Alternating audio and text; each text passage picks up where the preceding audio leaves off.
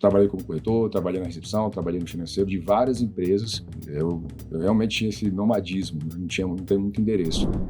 Quando você vai administrar um imóvel, você está pegando o filho de alguém que tem rinite e que está com mofo no primeiro dia que ele se mudou. Isso é crítico. O quão é sensível a morar.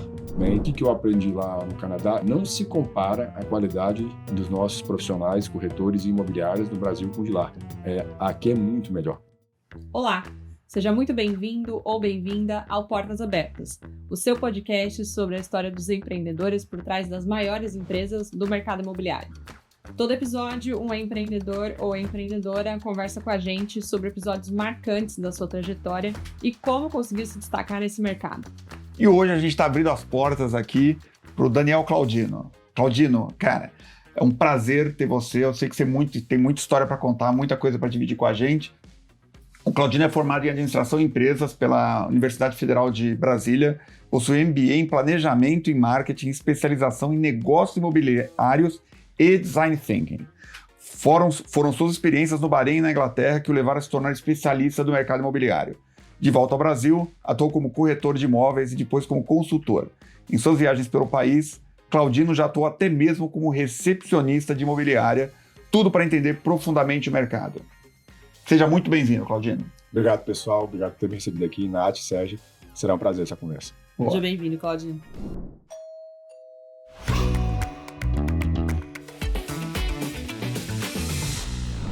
Claudino, a tua história rende mais de um livro. Na verdade, a gente ficou um pouco na dúvida aqui por onde a gente ia começar esse bate-papo, mas eu queria que você começasse contando sobre a tua experiência no Bahrein. Por que você decidiu morar no Bahrein, né? Um destino um pouco incomum aqui pra gente que é brasileiro. E como que isso te aproximou do mercado imobiliário? Legal. Obrigado. Primeiramente, prazer estar aqui com você, Nath, Sérgio. Bom, a história do Bahrein especificamente, na verdade, eu errei a rota. Eu estava indo para Kansas. É sério? Sério. É muito bom isso. Eu sem querer assim, fazer contar uma história de vitória, nada disso, mas de fato eu vim de uma família bem simples e tudo, e aí eu consegui ter a oportunidade de trabalhar primeiro em telecomunicações, só que eu não tinha tido uma experiência abroad, né, aquela experiência no exterior, que a gente tem quando é mais jovem, e aí com 27, 28 anos, um amigo meu que já tinha essa experiência, ele estava indo para Kansas num projeto, ele falou, vamos para lá, vou para qualquer lugar que eu possa aprender inglês. E aí, um belo dia, ele me ligou, cara, eu tô indo, na verdade, pro Bahrein, porque é uma agência que atendia a Audi no Oriente Médio e você pode trabalhar lá comigo. Só que, quando eu cheguei lá, eu tinha estudado inglês bem em cima da hora, não tinha essa proficiência, e o cara falou, cara, precisa de um refinamento. Faz um curso aqui em Oxford, na Inglaterra, que a gente tem aqui e tal, papapá, inglês instrumental, para você aprimorar. Eu falei, claro, né, cara, me incentivando a isso. Mas você chegou aí para Bahrein primeiro? Tentei trabalhando lá e o cara falou, aí o cara falou, vai para Oxford. E passa lá. Kansas, Bahrein, Oxford. Desse jeito. E aí, quando eu cheguei em Oxford, beleza, aprendi. Quando eu voltei para a agência, o cara falou, beleza, está ok, mas a gente tem um problema aqui que a gente faliu. A gente não vai mais perder uma conta da Audi e o emprego que você estava se aplicando não existe mais. E, na verdade, eu que dei essa notícia pro meu amigo que me levou para lá, porque ele também ficou desempregado, era a mesma agência. Nossa. Mas peraí, Claudinho, deixa eu entender. Você trabalhava com marketing e aí você foi trabalhar na agência da Audi, é isso? Isso. Na agência que atendia a Audi. Porque naquela época, você imagina, a menina de vestido vendendo Audi nos Estados Unidos não pode ser a mesma comunicação feita num país muçulmano. Claro. Então, ele precisava de uma equipe que customizasse aquele conceito para aquela realidade.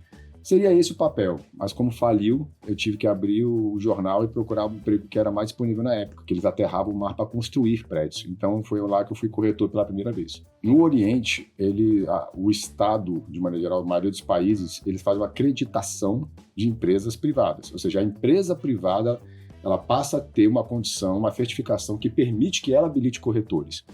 Na Argentina também é assim. Você não tem cresce pessoa física, você tem cresce pessoa jurídica e é esse cresce que pode... isso acontece no Brasil em outros segmentos, outras indústrias, né? Você usar para a questão de capilaridade, você habilitar um ente privado para que ele dê uma certificação, mas ele tem que ser certificado antes.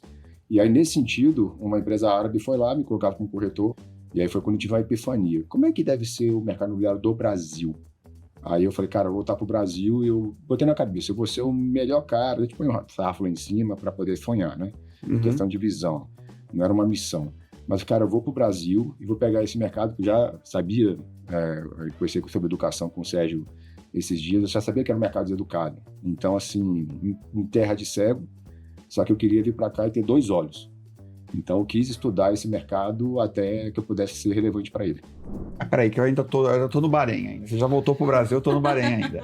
Lá, você foi trabalhar numa incorporadora, o pessoal estava aterrando o mar para vender terreno. E como é que era isso? Você foi lá, era uma empresa privada, te colocou lá para ajudar a vender os imóveis, foi isso ou não? A ideia eu não cheguei, fui o corretor por um dia lá só. Ah, tá bom. O suficiente para falar, cara, se eu tiver que ser corretor, que seja no Brasil. Mas como eu tive essa primeira experiência em Oxford, que é do lado de Londres, um país velho, que muita gente mora de aluguel, não tem lançamento imobiliário, e eu vou para Bahrein, que é o oposto. O oposto, né? Entendi. Vou oposto. Tudo é novo, eu falei né? assim, e como é no Brasil? Eu nunca olhei para o mercado imobiliário brasileiro com esses olhos. Entendi. Aí eu voltei pro Brasil, e aí, como eu era consultor, tinha amigos e tal, eles falaram assim, cara, eu tenho várias opções aqui de projetos para você, público, privado e tal, o pessoal me ajudando na minha volta. Eu falei, tem algum no mercado imobiliário? Aí tinha uma imobiliária pequena, em Brasília, e eu falei, não, eu quero começar lá. E hoje essa imobiliária é uma imobiliária grande de Brasília, onde foi meu pai profissional no mercado, posso citar o nome, é Giordano Garcia Leão. Legal, cara. É um cara, assim, que para mim virou um pai profissional. E com o tempo eu acabei abrindo filial, ficando sócio, só que eu fui ficando inquieto, porque eu tinha a curiosidade de conhecer o rei das imobiliárias, então acabou não dando... Aquela experiência só não era suficiente para ti, né? Você precisava buscar mais. Mas você atuou como corretor com ele? Eu atuei primeiro como consultor, depois virei uma espécie de diretor administrativo, só que eu tinha aquela inquietude mesmo. Cara, eu não passei por tudo, né? Eu não fui corretor de fato, eu não fui na recepção, não fui no financeiro, não fui no marketing, não fui para aluguel, não fui para venda. Então, me lembro do dia que eu saí de lá, foi bem tocante para mim, mas eu comecei a fazer consultorias para outras imobiliárias e sempre tentando pegar uma área que eu não tinha ainda total conhecimento, para que eu pudesse ter o maior alcance possível dos departamentos imobiliários. Eu comecei a ter esse encantamento mesmo que gera, né, você... E aqui não é querendo ser romântico, não é romancear aqui, é romantizar, melhor dizendo, o que a gente faz, mas você realmente se invade a vida das pessoas. Quando você vai administrar um imóvel, você está pegando o filho de alguém que tem rinite e que está com mofo no primeiro dia que ele se mudou, isso é crítico. Eu estou contando essa história porque foi a primeira coisa que eu peguei na imobiliária, foi o primeiro caso que eu peguei e isso me marcou. O quão é sensível a morar, né? Então eu vou ficando curioso sobre isso. Foi muito movido pela curiosidade do mercado imobiliário e porque ao mesmo tempo a gente tem que dizer aqui, ele é amador, se você comparar com outras indústrias, ele deve um pouco. Então, e ao mesmo tempo ele é relevante para tantas pessoas. Como essas coisas convivem, né? Um mercado que é tão primordial, gera tanto dinheiro e tinha tanto déficit de entrega de serviço. Então, isso me moveu bastante aqui no começo. E é legal você ter falado isso de curiosidade, porque é um traço muito comum em empreendedor e fundador de empresa, né? Essa curiosidade, você vê um desafio e você se sentir motivado e não desmotivado a continuar naquele mercado e profissionalizar ele. Eu queria que você contasse um pouquinho mais sobre essas suas andanças pelas imobiliárias, porque você acabou indo mesmo, visitando várias imobiliárias e passando por vários cargos dentro das imobiliárias para você construir esse seu background no mercado imobiliário, né? Como eu tinha questão de formação, o cara começa a te olhar, não, esse cara já foi pro exterior, já trabalhou na Vivo, já trabalhou, já tem uma graduação, uma pós-graduação, e aí o cara já te olha, esse cara já tem que chegar aqui para a sala do diretor. Eu me lembro quando a primeira imobiliária que eu fui trabalhar, eles separaram uma sala grande, aí foi quando eu tirei o meu Cresce e comecei a atuar como corretor. E aí eu parei de dar consultoria, eu falei, cara, vou abrir minha imobiliária. Se eu sou bom nisso... Chegou a abrir imobiliária. Depois daquela imobiliária que você, quando você veio para o Brasil, você foi trabalhar, etc. Depois você acabou abrindo uma outra imobiliária. Abri. Ah, que legal. A Espaço, ela existe até hoje, porque eu comecei a desenvolver e vendi. Porque eu tive o mesmo problema comigo mesmo, que eu agora criei raiz. Como é que eu me movimento se eu tenho uma imobiliária, né? Como é que você... Onde que é essa imobiliária? Em Brasília. Brasília. E Claudino, uma das coisas que o pessoal me contou é que nessa história de você dando consultoria, você chegou a trabalhar até de recepcionista imobiliária, cara? Isso. Foi mais de uma. Causava um estranhamento. Mas eu, assim, desde moleque, o pessoal me chama de estranho, já estava acostumado. E eu pedi, assim, o que acontece? O ideal é você chegar, nunca fui rico, assim, então não tinha 1 milhão na conta para fazer o que eu quisesse. Então eu tinha que me viabilizar.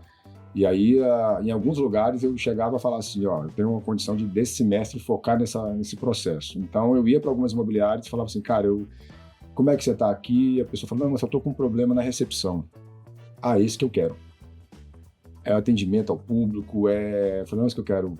Como é que a gente faz? Eu faço uma dupla.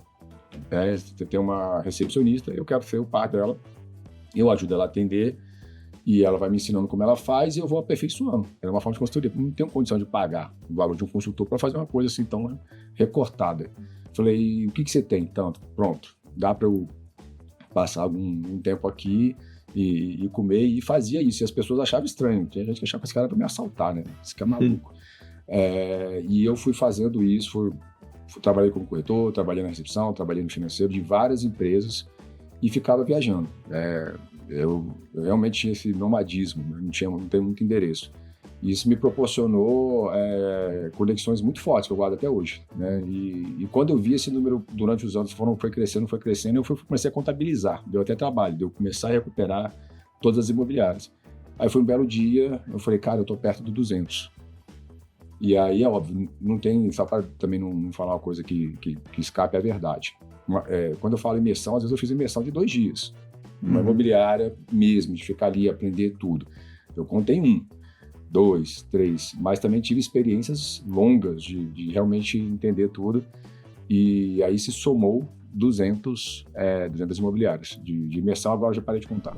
Você tinha um mapa mental, assim, quero ir para a região norte, para a região sul, nordeste? Você foi escolhendo ou as oportunidades foram aparecendo, assim? Nunca me perguntaram isso, legal. É claro que a gente vai pelas oportunidades. No Brasília, o pessoal me indicou para Sergipe, que foi um estado assim, que eu adotei. Gostei muito do povo de lá. Muita coisa, assim, muita energia me jogou em Aracaju. E aí foi essa indicação, beleza, vou explorar o Nordeste. Aí depois eu me forcei a andar em outras imobiliárias do Nordeste. Aí fiquei morando em Aracaju, depois fui morar 9 meses em João Pessoa, no outro projeto para ficar lá. Aí morei mais 6 meses em Recife. Fui passando nas cidades e me ofereceram mesmo, bem oferecido, sabe? E aí, quando eu cheguei num dado momento, eu falei, cara, eu comecei a andar pelo Brasil, eu falei, pô, e Mato Grosso, por exemplo? Como é que é aquela região do agronegócio? Ali você se força. E aí começa um projeto, pô, mas de novo, São Paulo. Aí foi quando alguém acenou assim, cara, tem um cara lá, um Sorriso, tá precisando de implantar isso, eu vou. Aí eu peguei, comprei as passagens lá para conhecer o cara e aí fecharam os aeroportos, em tal de Covid.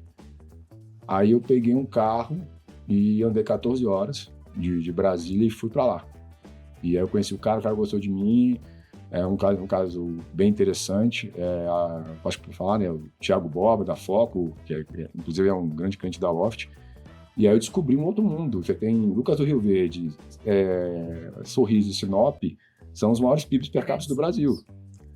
Então, aí você vê uma outra história. Quando o cara falava assim para mim, cara, a gente vai ali fazer um negócio, a gente vai comprar um imóvel, o cara vai comprar um imóvel com saca de soja. O cara tem um lote lá. Isso de repente acontece, agronegócio é regra. Não é a exceção isso.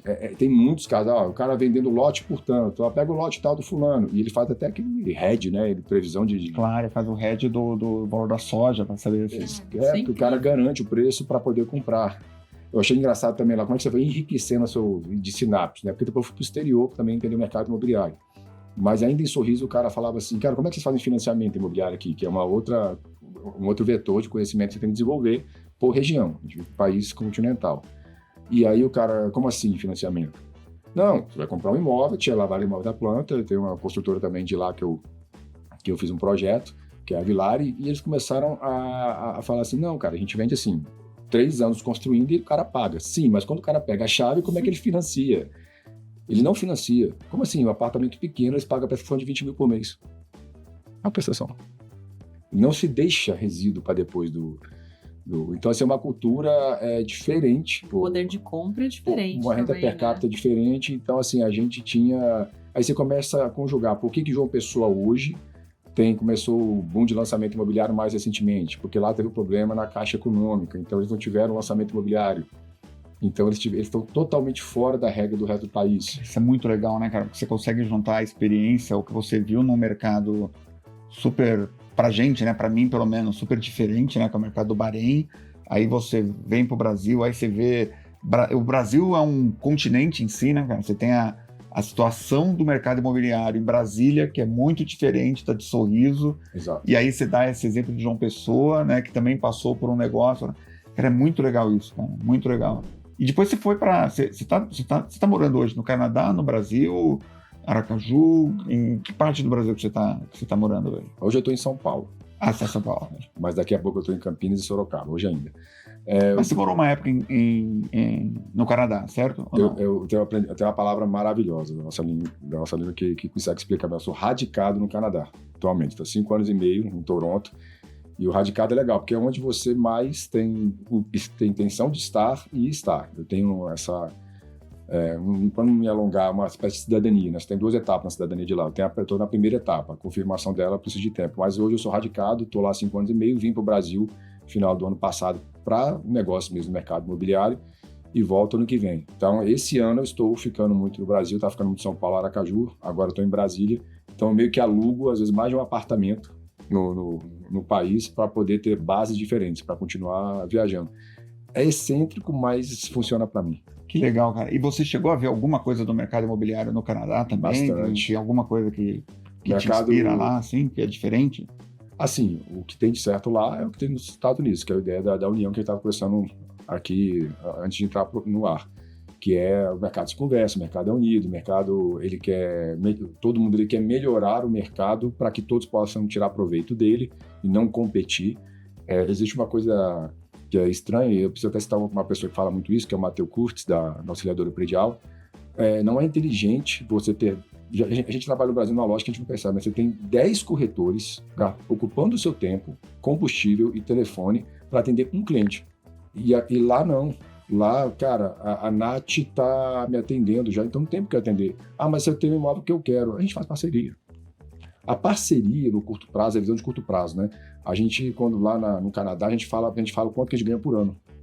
Porque é uma visão estrutural de cultura de longo prazo. Aqui a gente fala quanto a gente ganha por mês. Uhum. Isso, pelo dedo você conhece o gigante. Isso explica um pouco da nossa cultura de eu vou perder 50% nessa negociação aqui com a Nath.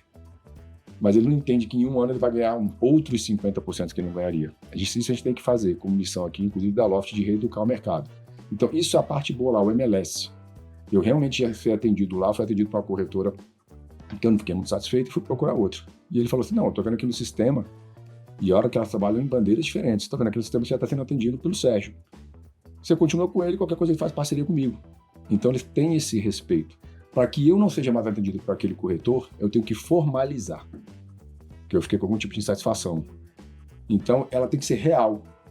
E não ficar banalizando isso, eu vou dar uma desculpa aqui e vou desmarcar com o corretor. Você acha que isso, Claudino, faz o mercado ser menos desconfiado? Porque, às vezes, eu não acho que é só uma questão de Brasil, assim, né? Quando você vê em outros mercados também acontece essa desconfiança, né? Sei lá, às vezes o proprietário desconfia que o corretor está colocando um preço muito abaixo ou qualquer coisa do tipo, assim. Você acha que esse tipo de coisa que acontece no Canadá deixa o mercado mais transparente, mais confiável ou não? Ou a desconfiança é a mesma em todo lugar? Para responder isso, eu vou queimar uma etapa aqui, né? Que em algum momento a gente vai falar do livro, mas assim, o livro 2 tem uma pesquisa sobre isso, né? Questão cultural. A gente tem uma cultura anglo-saxã, vem lá, tribal, e isso permeia uma lógica até de cartorial. A cultura de desconfiança que existe, ela está muito no livro, porque ela pauta como são os cartórios na China, na Inglaterra, nos Estados Unidos, no Canadá, e como era o Brasil. O Brasil, ele foi descoberto, com algumas aspas aqui, por Portugal, que sofreu invasões moura. Por isso que eles são mais pardos, os espanhóis, e eles tiveram aquela cultura da negociação. E a própria corte, quando veio para o Brasil, eles faziam mau uso dos imóveis, né, que é outra passagem também do livro. Então a gente já tem uma cultura por DNA, por nascença, da não confiança. Por isso que no Brasil todo mundo acha que cartório é notarial e registral. Você tem que fazer a escritura de casamento ou de um imóvel e depois registrar no cartório com São 2 etapas. Muitos países não têm essa segunda etapa. Por isso que você pode ir lá casar em Las Vegas com com o guardanapo ali, e depois tem que provar que não casou. É a cultura da boa-fé. Então, lá tem a cultura da boa-fé. Então, respondendo a sua pergunta, eu acho que foi o contrário. A desconfiança criou um modo que a gente trabalha hoje. Entendi. De distanciamento, de não dividir dados, a gente não tem dados disponíveis, porque cada um tem o seu e guarda, dificulta, a gente não faz parceria, a gente está sempre achando que o cara vai lesar a gente. Lá a cultura se pressupõe parceria, pressupõe honestidade. Quando alguém foge essa regra, ele é tirado do sistema. E só para completar o que eu aprendi lá no Canadá, essa é a parte boa. Mas, assim, falando de verdade, não se compara a qualidade dos nossos profissionais, corretores e imobiliários no Brasil com o de lá. Aqui é muito melhor. Que bacana. Tem uma coisa que é um desafio, até você, um cara muito reflexivo, resolve essa equação, Sérgio. As facilidades que o MLS trouxe para o mercado de lá fez com que ele se aleijasse, fez com que ele fosse acomodado. Faz todo sentido isso. Eles não atendem bem, eles não têm... Eu sou brasileiro, fui lá para o Canadá, eles falaram, brasileiro, eles já puxaram meu Serasa em Toronto. Lá tem Serasa. Porque tem muita migração de brasileiros, já puxam o seu rate, eles já tem um critério lá, foi abaixo de, sei lá, quanto é que é, 700. O cara consulta o seu Serasa aqui do Brasil, de lá. Por quê? Porque lá não tem a cultura de seguro-fiança, fiança onerosa. Então, eles fazem uma entrevista. O dono faz uma entrevista com você num café, se ele gostar de você, ele deixa entrar no apartamento. Só que como você é novo na cidade, ele pede lá de 12 meses, às vezes 10 meses de lugar adiantado, em dólar. Entendi. Aí você trata bem o imóvel dele, no outro você não precisa mais. Você já tem uma reputação na cidade. É um aluguel adiantado, você pode entrar. Então, assim, isso faz com que seja o processo de avaliação do inquilino, do comprador, tudo, a forma de pagamento, atendimento, lead, trato do lead que é com o STR, o Insight Save, né, o pré-venda. Toda essa técnica que a gente faz aqui, todo esse esforço, inclusive eu vejo aqui na Loft, de melhorar processos, entregas, produtos financeiros, CRMs, tudo lá é amador, é pobre, porque você não precisa atender bem o cara. Porque se a Nath me atender mal, eu vou continuar sendo atendido por ela. É difícil eu sair dela. Nossa, que coisa isso. A gente já volta com a entrevista. Você sabia que a Loft virou a chave? A Loft agora é mais que um portal. É a parceira que acelera o sucesso das imobiliárias. Imagina ter todas as soluções de tecnologia, comerciais e financeiras em um único lugar. Isso é a Loft mais negócio. É como ter uma caixa de ferramentas completa para acelerar ainda mais a sua imobiliária. As soluções da Loft mais negócio simplificam e aceleram as jornadas de compra, venda e aluguel de imóveis. Mais de 8 mil imobiliárias, presentes em mais de 800 cidades do Brasil, já confiam nas soluções da Loft mais negócio. Quer saber mais? Pare tudo agora e acesse loft.com.br/portas e descubra as soluções que vão transformar a sua imobiliária. O link também está disponível aqui na descrição desse episódio. Vamos aproveitar que você falou do livro agora. Esse é o teu segundo livro, certo? Isso. Conta um pouquinho pra gente qual a diferença do primeiro pro segundo e como é que foi essa construção, assim. Então, o primeiro, acumulei muito conhecimento, eu sempre gostei de ler e sempre tive uma veia, não sou muito da academia, mas tinha essa veia academicista. E aí quando alguém falou para mim, cara, por que você não escreve um livro? Escrever um livro de forma responsável é uma coisa que compete, inclusive, com ganhar dinheiro. Você não vai ganhar dinheiro vendendo um livro. Só trabalho. Dá trabalho. E o mercado imobiliário ele tem dois tipos de livro. Aliás, os papers, né, os indicadores de mercado primário, que a indústria, né, produz, o setor secundário da economia, que é de construção civil, ele tem lá os dados, quantas unidades foram produzidas, como é que está isso, ele tem isso muito organizado. Né? A leitura sobre dados no Brasil é restrita à construção civil, ou seja, mercado primário. No mercado secundário de serviço, intermediação, isso era mais pobre. Você tem o quê? Direito imobiliário. Então você tinha muita literatura sobre direito imobiliário. Então eu falei, cara, eu vou fazer. Só que o long hanging fruit, aquele que estava mais fácil no pé, era o meu acumular de conhecimento sobre imobiliária, gestão imobiliária. Então, eu apliquei conhecimento clássico de administração de empresa, marketing, finanças, processos, gestão de pessoas, para o mercado imobiliário. E eu me senti mais motivado a escrever, porque muitas teorias que Porter, McKenna, Drucker, que se aplicam facilmente a quase todas as indústrias, não se aplicavam às particularidades do mercado imobiliário. Como, por exemplo, quem é seu cliente? O dono do imóvel ou aquele que vai ocupá-lo, comprando ou alugando? Quem que é o seu cliente? E são os dois com interesses distintos. Então eu comecei a aplicar os conhecimentos. Cara, não tem modelo. Aí eu comecei a criar modelos teóricos e aí saiu Gestão e Empreendedorismo, que é o primeiro livro, que é a natureza do mercado imobiliário. Natureza enquanto aquilo que te faz ser como você é. Aí eu fiz um livro, na verdade, e aí sendo bem sincero, para quem já é do mercado, ele é básico. Ele não traz uma grande disrupção. E aí veio o livro 2. Né? O livro 2 ele já é a natureza do mercado imobiliário, né? Uma série, só que ele é o ontem, o hoje e amanhã. Que aí eu fiz uma pesquisa mais profunda, foi uma entrega muito mais dedicada. Que aí saí do Brasil e saio do hoje. Eu recupero 12 mil anos antes de Cristo até os dias de hoje em todo em todo mundo, né, todos os países, como é que foi a história, a cultura. E aí quando você vai recuperando, você começa a entender o porquê nós somos como somos hoje. E aí a gente começa a ter inferições como vai ser no futuro. Porque você começa a enxergar o rio à distância e você começa a enxergar para onde ele está indo, não só de onde ele veio. Então, eu fiz muito estudo, e aí me dediquei. E quando você começa a fazer um negócio bem feito, não sei vocês, ou você para, porque não vai dar conta, ou você vai bem feito até o final. E aí eu falei com gente, descobri a Nigéria, cara. Um belo dia eu falei, cara, a gente chama o continente, você conheceu a África? Pô, a África é o quê? É uma cidade? Claro. Não, gente, como é que é a África? E aí pesquisando, e aí parece que essas coisas acontecem, né? E a gente fica falando sorte, trabalho, até a história do preparo e a oportunidade, então a gente chama de sorte. Eu estava preparado, foi quando eu conheci o empresário do mercado imobiliário em Toronto, que era nigeriano. Eu falei, vou começar por lá. Quando eu pesquisei os outros países, cara, a Nigéria, aí eu comecei a puxar alguns dados, a Nigéria, e eu começo a puxar dados de academia. O bom de você escrever um livro, você se comunica com os acadêmicos do mundo inteiro. Eu consegui falar com uma professora da Nova Zelândia, que ela fez uma pesquisa sobre por que a gente gosta de morar perto de água. Tem piscina em casa e não usa, mas prefere ter lá. Aí isso é uma outra história. Mas a Nigéria entrou, eu falei, cara, comecei a mandar e-mails, os caras abriram portas. Nos Estados Unidos é que eu fui descobrir uma pesquisa que mostra que a Nigéria vai ser a primeira grande potência econômica africana. Em 10 anos, ela vai ter a mesma população produtiva jovem dos Estados Unidos. E aí eu descobri que a pirâmide etária é importante para o mercado imobiliário. Ela é motor. Por pior que a gente trabalhe nele, enquanto tiver gente entrando na cadeia produtiva e querendo demandar imóveis para alocação e para compra, ele vai fluir. Tanto que a China agora, a pirâmide etária, aliás, pirâmide etária é uma expressão brasileira, né? A gente chama pirâmide, demographic, né? Em inglês, é demografia, não é pirâmide, porque a gente tinha imagem dos anos 70 e 80 que era formato de pirâmide. Que era um formato de pirâmide mesmo. E hoje a nossa pirâmide já é um formato daquela garrafa Conter, né? Patenteada da Coca-Cola, que é um perigo. A gente tem até 2040 bônus demográfico. A gente pode trabalhar mal, que vai continuar a economia do mercado imobiliário funcionando. E eu comecei a estudar a Nigéria por isso.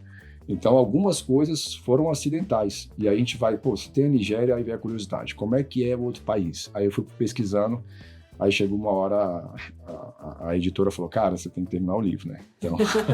E quando é que você lança? Fala de novo o nome pra gente. Quando é que você está lançando o livro? Bom, e onde é que as pessoas conseguem encontrar para comprar? É uma série, né? A Natureza do Mercado Imobiliário. Teve o primeiro livro que eu mencionei, Gestão e Empreendedorismo, com esse recorte mais particular. Esse segundo, que é o Ontem, o Hoje e Amanhã. E aí, já agradecendo aqui, a Loft apostou 6 meses antes. Falou, não, cara, a gente vai aqui garantir a aquisição para poder até educar o mercado. E isso dá, além da motivação, saneia, né? Porque é muito, muito caro, né? Você pesquisar, né? E trazer pessoas. Eu, inclusive, um parênteses, eu tive que contratar um historiador. Tem uma curiosidade. Quando me apresentaram o historiador, falaram de um italiano, chama Cesco Napoli. Eu agradecer ao Cesco Napoli para revisar. E quando eu fui fazer a primeira reunião com ele, eu falei, cara, eu devia falar um português mais ou menos, ou a gente fala inglês, a gente se vira. Quando eu fiz a primeira reunião digital com ele, eu falei, uai, bom, sou. Ele morava em Minas há muito tempo. Ô, Cesco Napoli, bom demais. E esse segundo livro, já agradecendo ao Loft pelo esse apoio, vai estar na Amazon. Já tem a versão. A Amazon já dá abertura para tudo, para o Brasil todo. E acho que em 15 dias ele já está pronto o livro, mas a impressão em 15 dias. Os primeiros exemplares vão chegar primeiro aqui na Loft. Então a gente já vai poder comercializá-lo. Claudino, para a gente ir caminhando aí para o fim da nossa conversa, de tudo que você pesquisou, eu queria que você falasse para a gente sobre futuro. Quais são as tendências que você vê para o futuro do mercado imobiliário? Nesse capítulo final, em termos de tendência, eu vejo que você está aqui tokenização, mas não tokenização que o cara precisa entender. Tokenização para mim é um smartphone. Não sei se você se lembra a primeira vez. Eu lembro, a primeira vez que eu vi um smartphone. Não tinha internet banking, não tinha Spotify, não tinha WhatsApp. Mas ele era um meio que podia possibilitar essas coisas. Então a gente ainda vai dar aplicações para a tokenização. E a gente, hoje você consegue comprar imóveis, partes de imóveis, com crowdfunding, com vários outros fundos de investimento, em parceria. Mas você não faz isso. Porque você tem que entender, você tem que ir no cartório. Agora imagine, eu tenho aqui minha carteirinha digital aqui para viajar, para pagar. Se isso aqui eu conseguir trocar 20% das ações do Sérgio lá na Petrobras por 30% de um imóvel, domingo à noite, faz com que você tenha esse ímpeto de uso. Então acho que isso vai impactar o consumo. Acho que a gente tem quando a gente estuda história, como eu fiz assim nos últimos 2 anos, você vê que existem movimentos pendulares. E a gente passou por um movimento dos anos 80 e 90, quem assistia a novela via aquelas mesas grandes da família, cunhado, sogro, sogra. Depois você vê e tinha a tal da kitnet, né? Que você morasse numa kitnet, o que deu errado na sua vida de morar na kitnet? Hoje a gente chama de flat, estúdio, para dar uma analisada, mas são pequenos, você mora sozinha, a mulher engravida mais tarde ou não engravida, todo comportamento é mais aceito, é mais livre, mais fluido, né? E isso eu aprendi muito com o Zygmunt Bauman, né? Amor Líquido, então, nesses livros que ele faz, que ele escreveu. Então, essa geração começou a se individualizar mais, a gente começou a exercer individualidade. Só que eu vejo agora como tendência para o futuro, me estendi porque eu precisei entender o passado para falar do futuro, eu estou vendo muito co-housing, co-living, porque as pessoas querem se agrupar. A gente tinha a ideia de que você tem que se dar bem com a sua família. Hoje a gente tem a ideia de vou ter que me dar bem com pessoas afins. Por isso que tem aquele co-household, que é aquele co-living só de mulheres que tiveram produção independente.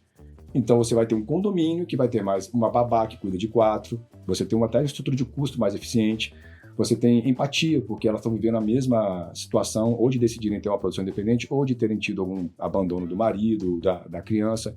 Então você sai da sua individualidade e você tenta equilibrar as duas coisas. Eu tenho a minha casa, eu moro sozinho, não preciso estar numa família tradicional, mas eu posso estar colegiada num meio que tenham pessoas que têm a mesma afinidade. Então, assim, viver em condomínios por afinidade, eu vejo como uma tendência. Se isso vai acontecer, também eu não sei. E eu acho que a gente vai também começar a repensar e aí uma posição assim talvez mais acertada, que é a geração Z, que ainda não é super consumidora do mercado imobiliário, eu errei. Eu jurava que essa geração ia substituir a intermediação imobiliária com informação disponível, com tecnologia de facilitação, mas ela é a geração faz para mim. A geração Z, quando você vai estudar, ela é o quê? É uma geração que quer estudar e trabalhar. E ela é muito ligada também à sua vida social e cultura. Eles são mais afeitos à cultura. Ele não quer que nada na vida dele vá competir com essas duas coisas. E entender o processo cartorial, financiamento, compra de imóveis, critérios, tamanho, valorização do imóvel, entender isso e executar isso compete. Então, eles estão procurando cada vez mais quem herdou vários imóveis, onde vai colocar para administrar ou se vai vender, quem vai alugar, quem vai comprar. Essa geração quer um profissional que entenda ele, e que vai resolver para ele, porque a geração resolve para mim. Ele não quer, antigamente vocês daqui, o resto daqui, o pessoal mais jovem aqui não sabe. O Sérgio não sei, mas antigamente tinha um equipamento chamado Trena. Você pegava a trena... Você tem trena na minha casa, gente. Como assim? Meu marido é engenheiro, tem trena na minha casa. A trena era para medir a cama, para saber se ela vai caber no outro quarto, se era padrão. Todo mundo media a cama para saber se no próximo imóvel que fosse alugar, caberia. Hoje, a nova geração já quer que a cama esteja lá. Ele não quer esse trabalho de cuidar disso. Muito bacana. Claudino, você mudaria algo na sua trajetória? E se sim, por quê? O que você mudaria? Eu hoje aprendi tardiamente que para você liderar, você tem que saber ser liderado. Se você aceita uma liderança, você tem legitimidade para ser líder, sem passar por esse processo. Então, isso é uma coisa que eu aprendi muito tarde. Por outro lado, as coisas acontecem como tem que acontecer.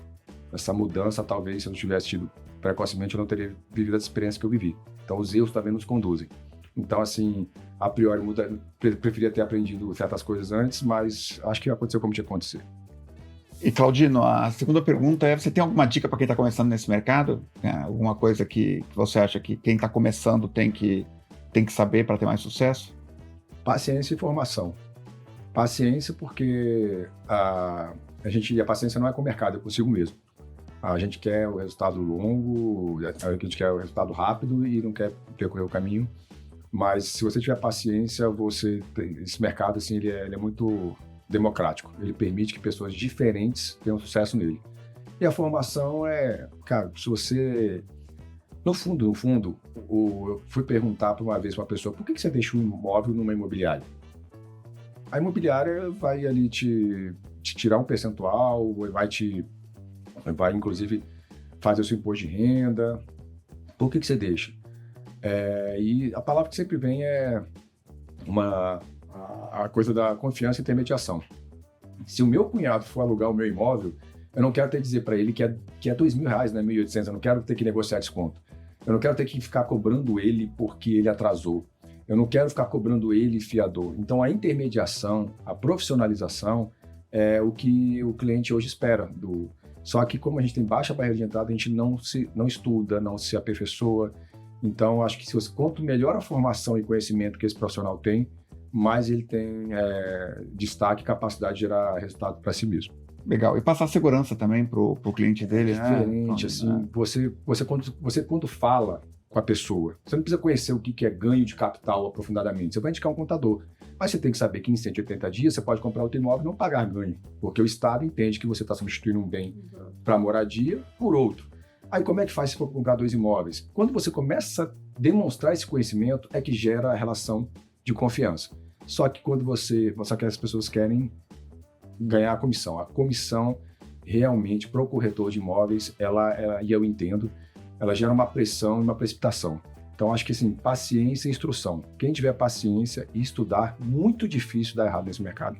Muito legal. Claudino, eu queria te agradecer demais, cara, por você ter vindo aqui conversar com a gente. Você é um profissional ímpar, assim, cara. Um cara que é um estudioso e que mesmo assim gasta sola de sapato para conhecer o mercado, cara. Então, cara, super obrigado aí por dividir todo esse teu conhecimento, um pedacinho dele pelo menos, né? Porque senão a gente poderia ficar aqui 4, 5 horas conversando. Eu tenho certeza que teria papo, teria conhecimento para trazer. E, cara, muito obrigado mesmo por você ter vindo aqui com a gente, cara. Ter aceitado bater esse papo conosco. Valeu, obrigado, Sérgio. Obrigado, Nath. Obrigada, Claudino. Volte mais vezes. Beleza, até a próxima. Ótimo, obrigado. E se você gostou desse episódio, compartilha, deixa o seu comentário. O Portas Abertas também é uma newsletter que você pode receber gratuitamente de segunda a sexta-feira no seu e-mail, sempre às 15h. A gente também tem uma versão em áudio que você pode conferir nas principais plataformas de podcast. Esse episódio tem roteiro de Marcela Guimarães, produção de Letícia Brito e captação e edição de áudio e vídeo da Impulso Produções.